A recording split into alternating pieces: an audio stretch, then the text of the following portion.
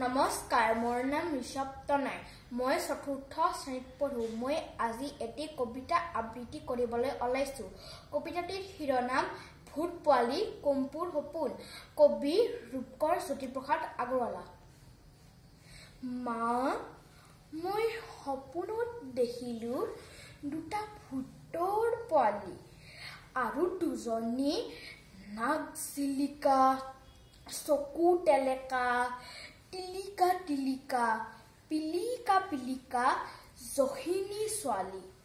এটা কলা, এটা বগা, নাঙত পিঙত ভূত, কথা পাতে তাকুত তাকুত কুট। এটা কলে পুত পুত পুত, ইটোৱে মা নাক জোকাৰি কলে ধুত ধুত।